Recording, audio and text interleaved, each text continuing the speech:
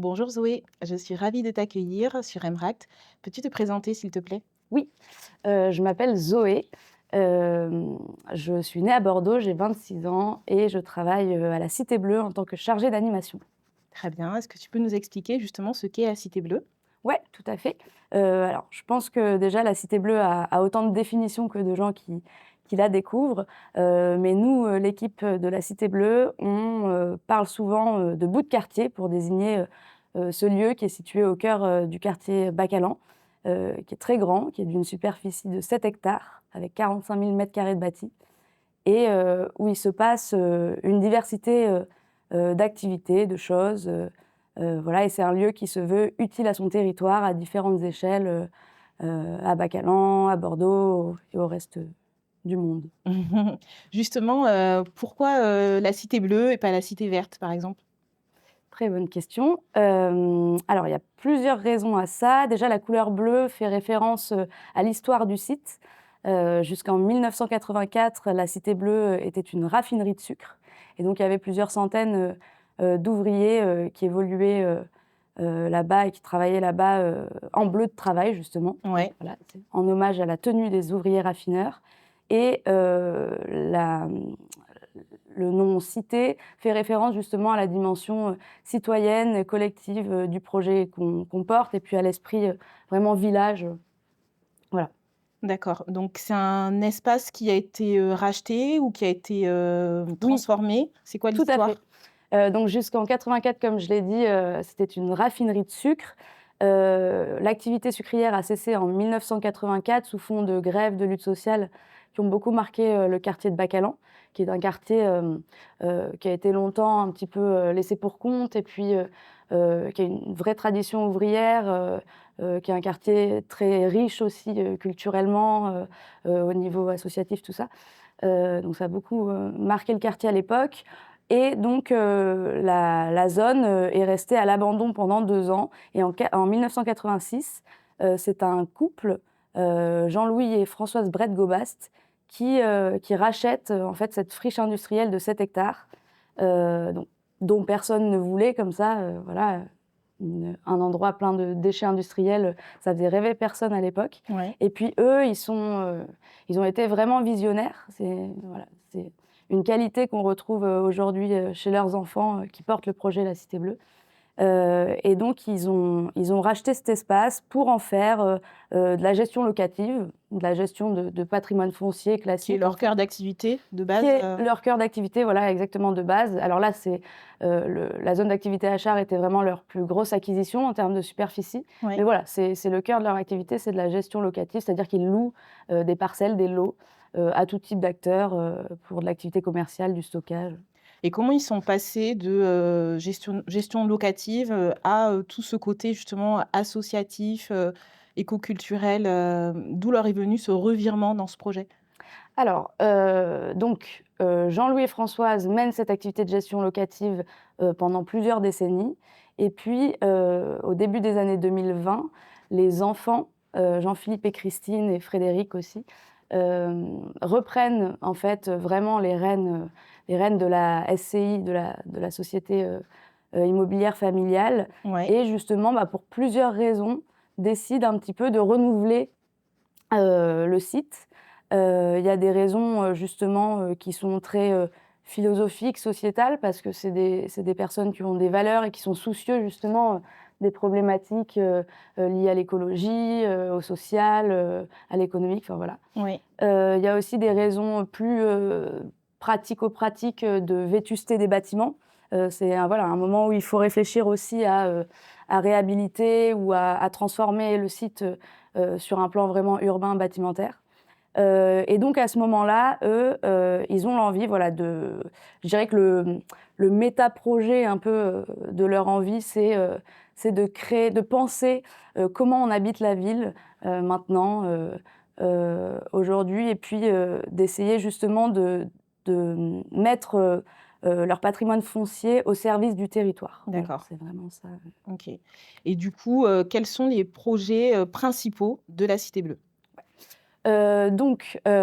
Justement, pour lancer un petit peu, toute cette affaire, déjà les propriétaires, justement, comme je l'ai dit, la famille Brett-Gobast, ils sont, à la base gestionnaires de patrimoine foncier, donc c'est pas tellement, leur métier, comme ça, c'est pas inné en fait, personne n'a fait des études pour, créer la Cité Bleue et pour, faire avancer le projet. Donc, à ce moment-là, ils rencontrent, Jérémy Ballarin, qui a cofondé la Wanted Community et le Wanted Café et qui travaille à l'époque, sur, justement, un lieu qui s'appelait Radeau, à bassin à flot et qui aussi était un projet, voilà, de territoire et projet de tiers-lieu. Hem et Jérémy Ballarin met les propriétaires, en relation avec un collectif qui s'appelle le collectif Impact Studio, qui est en train de changer de nom aujourd'hui pour devenir le collectif Pardi et lui qui est spécialisé, dans justement l'accompagnement à la transformation, de sites, à l'évaluation aussi de l'impact, des actions qui sont mises en place pour être utiles au territoire. Donc Donc en fait, ils sont vraiment ouais, accompagnés, dans le conseil, pour, développer, ce projet-là. Et exactement. c'est quoi les axes principaux Voilà. que la Cité Bleue, veut transmettre? Et donc exactement, le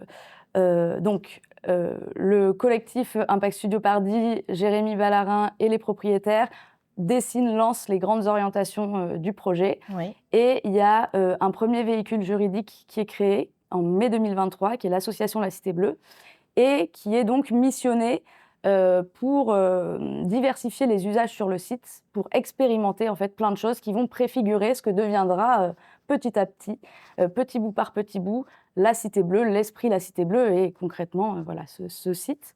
Et donc nous, donc moi je travaille pour l'association Cité Bleue, la Cité Bleue, et on travaille sur, essayer de fédérer, toutes, les personnes qui travaillent sur le site, tous les résidents de la Cité Bleue. À la Cité Bleue, il y a 80 structures professionnelles qui sont installées, voilà, qui travaillent quotidiennement. On a des structures qui bossent dans l'insertion sociale et professionnelle, accès aux droits, des structures, de l'artisanat, bois, métal, et cetera et des structures, plus tournées vers l'économie circulaire, l'écologie, la culture, voilà. Donc il s'agit de créer des synergies et des coopérations, entre toutes ces personnes, entre tous ces secteurs professionnels. On travaille aussi sur, une partie événementielle. On organise, nous, on produit des événements dans le cadre de l'animation de la vie locale, de Bacalan, du quartier, tout ça.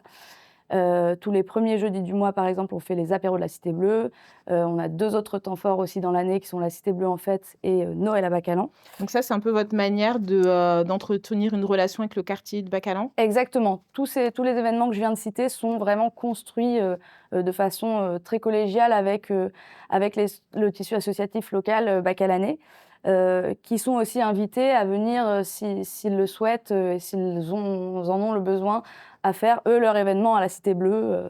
Ça a été le cas, par exemple, l'année dernière, on a fait, la Chandeleur avec, l'association de parents d'élèves, de l'école Achard qui est juste en face. Voilà, ils sont venus, organiser leur Chandeleur, voilà. Donc on produit des événements, on accueille aussi, une diversité, d'événements, qu'ils soient professionnels, sur de la formation, du séminaire, mais qu'ils soient aussi festifs. Oui. Et voilà, en fait, c'est les propriétaires qui ont délégué, à l'association, un certain nombre de mètres carrés justement, pour qu'on puisse, nous, exploiter ces mètres carrés, en faisant venir, des acteurs, OK, de qui tout type. fait une multitude d'activités en fin de compte sur le site. Exactement. OK. Il y a un autre endroit, sur Bordeaux, un autre écoquartier, très connu, donc qui se nomme Darwin. Est-ce que les propriétaires s'en sont inspirés ou la vision est tout autre? Alors, Darwin évidemment en tant que grande référence, alors locale mais aussi internationale, justement de lieux un peu hybrides, un peu alternatifs, a évidemment été une inspiration pour les propriétaires, continue de l'être, pour nous aussi, sur certains égards. Maintenant, je crois que chaque projet est unique d'abord et puis nous, il y a vraiment cette idée enfin nous, je dis pas que Darwin l'a pas fait, mais enfin c'est différent mais il y a vraiment cette idée aussi d'être un projet de territoire, donc de vraiment construire, de partir des besoins d'un quartier, heu et je vois mal, Je vois mal un Darwin à Bacalan, par exemple. Mmh. Mais voilà, il y a vraiment, nous, l'idée de construire un projet unique qui vraiment, va émerger, en fait, des usages et des Des besoins besoins du quartier. du quartier OK, et de ceux des résidents de la Cité Bleue aussi, ouais. très bien. Donc, les valeurs associatives, que vous voulez, instaurer sont quand même assez fortes, puisque vous donnez la possibilité aussi, aux entrepreneurs de louer des espaces, parfois, gratuits ou avec des prix très, très bas. Vous créez une connivence justement entre les activités et les associations. Heu, Comment comptez-vous aussi rentabiliser ce site sur le long terme? Alors ça, donc c'est le défi, qui incombe aux propriétaires et c'est tout l'enjeu, eux, de leur boulot, c'est ju et heu, de leur envie parce que, bon, on sait Est-ce qu'il y a cette envie de que ça soit rentable ce site, quand bah, même? en fait, c'est justement, c'est le défi. C'est qu'un site pour qu'il puisse, enfin, pour que la Cité Bleue, pour que le projet de la Cité Bleue puisse se faire, il faut que le site soit rentable. Ouais, Donc l'idée et le défi, c'est justement de trouver l'équilibre, en faisant venir des structures, qui ont les ressources, voilà, pour justement permettre à des structures qui n'en ont pas ou moins, ouais, de venir aussi. Donc l'idée, c'est vraiment de trouver l'équilibre, la péréquation, on dit en langage économique. Et nous, c'est aussi, le modèle qu'on va retrouver dans nos activités justement d'accueil d'événementiel, d'événements professionnels et tout ça. On va justement, accueillir des gens avec des tarifs classiques pour pouvoir accueillir gracieusement, des structures qui ont moins de ressources, quoi. très C'est bien, toujours un jeu un peu, voilà. très bien. Donc vous allez, prochainement, accueillir une exposition, d'un artiste renommé international. Est-ce que tu peux nous en dire plus? Oui. Donc en effet, la Cité Bleue accueille du 3 au 18 mai 2025, donc très, très bientôt, une exposition, de 250 œuvres et objets de l'artiste, Banksy, du street artist Banksy. Voilà. C'est quoi l'origine de ce projet, qui va être énorme? Qui en est à l'initiative? Raconte-nous. Alors, la Cité Bleue a été contactée par, la Banksy Modeste Collection, donc qui est la fondation justement qui détient, ce fonds privé, d'œuvres de Banksy, par l'intermédiaire de Vincent Morin, qui est le maire, du quartier Bordeaux-Maritime, Ouais, voilà, et qui est très proche, du projet La Cité Bleue. Voilà, donc on a appris cette nouvelle, nous, en mai dernier. Ça nous a un petit peu, voilà, bouleversés parce que c'est un événement, qui est quand même, d'ampleur. ouais, Il y a ils ont exposé l'année dernière à Libourne, je crois qu'il y a eu sur 15 jours, 48 000 personnes, donc voilà, sur nous, un espace, qui est à la base une zone d'activité. Alors oui, on a des espaces, vastes et tout ça, mais bon, voilà, ça c'est un c'est un sacré défi aussi. Comment se sont passés les échanges, avec la Banque Modeste Collection? J'imagine que, ils sont très exigeants dans, les messages, et les valeurs qu'ils veulent transmettre. Comment vous vous êtes, accordés? Bah, ça s'est fait assez naturellement. En effet, la Banksy Modeste Collection, a un discours, très engagé. Déjà, c'est une exposition qui est totalement, gratuite. Les visiteurs sont invités à faire des dons, qui seront reversés, à des associations caritatives ou qui œuvrent, justement dans l'humanitaire ou à des associations locales. Ouais, Donc oui, en effet, en fait, bon, on partage, quand même, une grande partie, enfin, voire toutes les convictions de la BMC, donc les échanges se sont faits, assez naturellement finalement, voilà. OK.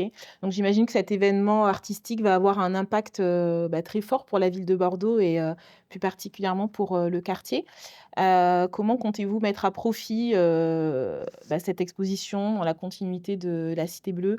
Donc, tu parlais tout à l'heure de faire des dons. Est-ce qu'il y a d'autres, qu'est-ce que vous avez prévu, d'autre? Ouais, donc oui, pour continuer un petit peu, à parler un petit peu de la ligne, de la Banksy Modeste Collection, eux, leur discours, c'est aussi de dire que l'exposition Banksy, c'est un prétexte au rassemblement, du tissu associatif local Oui, autour, d'un projet d'ampleur. Voilà, c'est un projet qui va demander, l'ouvrage d'une quarantaine de bénévoles par jour. ouais, Et en fait, ces bénévoles-là, ce seront les bénévoles des assos locales, voilà. Donc c'est vraiment un projet qui implique le tissu local. Et donc dans cette idée, avec le Garage Moderne, qui est un acteur qu'on héberge pendant 3 ans sur site, le temps de la réhabilitation de son site historique rue des Étrangers, avec lequel donc aujourd'hui on travaille énormément. On a eu envie de prolonger un petit peu l'expo, de faire une espèce de off, même si c'est pas le mot exact, mais autour de l'exposition. Et donc on est en train là de monter une programmation avec des concerts, des conférences, des ateliers artistiques. Oui, vous allez animer autour de cette expo, il y aura une animation, Exactement. L'idée, c'est justement que le public qui va venir, que ce soit de Bordeaux ou peut-être de toute la région Nouvelle-Aquitaine, ne soit pas que de passage, mais ait envie aussi de rester non seulement à la Cité Bleue, mais aussi d'aller voir ce qui se passe dans le quartier. Donc on va relayer aussi la programmation qu'il va y avoir pendant ces 15 jours à Bacalan. donc ça va être un moment, pour vous développer et développer votre visibilité de manière assez importante, autant pour les entrepreneurs qui sont sur place, autant pour les artistes ou des nouveaux qui pourront, venir participer à cette programmation, donc c'est un projet de vraiment d'une ampleur assez importante sur cette année, quoi. Tout à fait. Et ça, c'est une super nouvelle, mais c'est aussi un défi de justement, qui est aussi une transformation, enfin qui est, qu'on arrive à justement se saisir de cette opportunité pour aussi nous, accélérer des choses ou pour, voilà. Et l'idée, c'est pas non plus de surpromettre, de pas, faire penser aux visiteurs que voilà, la Cité Bleue, c'est toujours, tous les jours Banksy, Modeste Collection et qu'il y a toujours tous les jours 45 000 personnes. Mais l'idée, voilà, c'est de faire connaître aussi, notre lieu, et d'accélérer aussi certaines transformations. Du Ouais, coup, voilà, de se saisir de ce prétexte, quoi. très bien. Beau projet en tout cas. Bon, merci Zoé pour, tous ces éclaircissements sur, le projet de la Cité Bleue qui est encore en plein développement. Si tu le veux bien, on va parler un petit peu de toi. Alors déjà, comment as-tu cette opportunité, de participer à ce projet?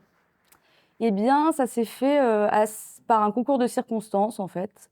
Alors j'ai toujours été, enfin toujours, depuis un certain temps, assez, sensible, au milieu associatif et à des projets, sociaux, culturels, voilà. Ouais, Et en fait, j'ai rencontré quelqu'un que je connais bien un menuisier qui s'est installé à la Cité Bleue, heu, avant le nom même, qui m'a dit que voilà, il y avait un projet qui était un peu qui en est en train de naître. construction, qui était en train de naître, qui cherchait peut-être à embaucher comme ça quelqu'un à plein temps, parce qu'il y avait encore personne qui respirait, Cité Bleue, qui se levait et qui se couchait, Cité Bleue. Ouais, Voilà, donc je me suis rapprochée, de Jérémy, que je connaissais par d'autres activités, antérieures, et et j'ai tu as rencontré saisi les propriétaires. l'opportunité, super.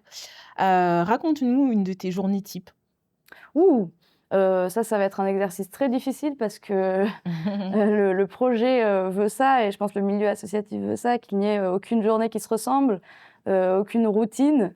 Alors, voilà, non, il y a des journées où je peux courir partout à travers, la Cité Bleue, ou même à vélo tellement c'est grand, et des journées où je peux rester aussi à travailler, voilà, derrière un ordinateur, ou à partir à la rencontre des acteurs, du quartier, puisqu'on bosse, donc beaucoup aussi à créer de plus en plus de porosité avec le quartier.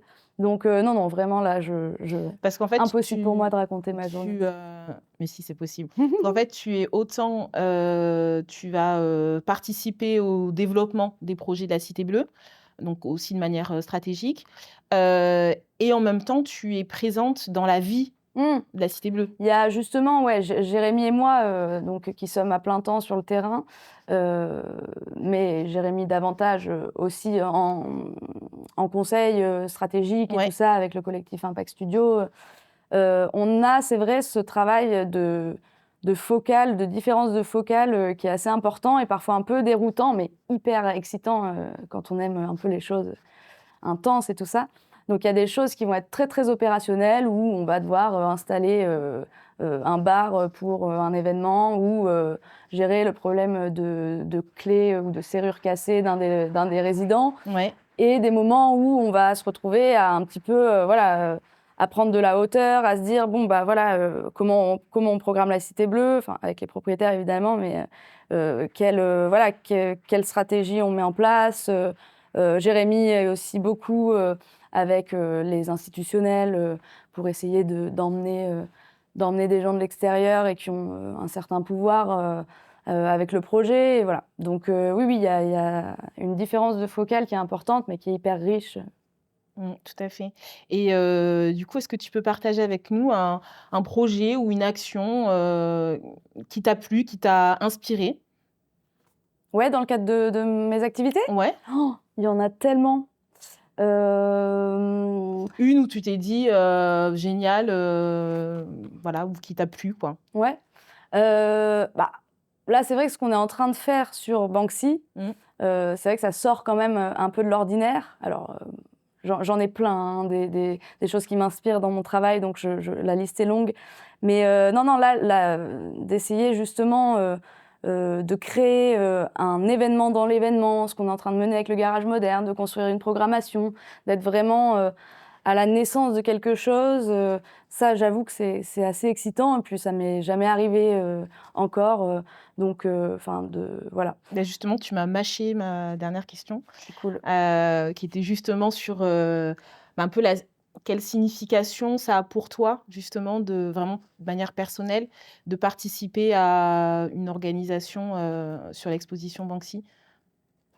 Et ben, Est-ce que tu as conscience de cette ouais, ouais, opportunité? ouais, j'en ai vraiment conscience, j'en ai vraiment conscience. Alors Banksy, je connaissais, je dois dire, pas hyper bien. Enfin bon, c'est vraiment un artiste, grand public, donc tout le monde connaît, enfin, une grande partie de la population, connaît. Et c'est d'ailleurs ce que j'aime, dans son art, dans sa démarche, c'est qu'il arrive à être justement grand public, à transcender les clivages, générationnels, sociaux.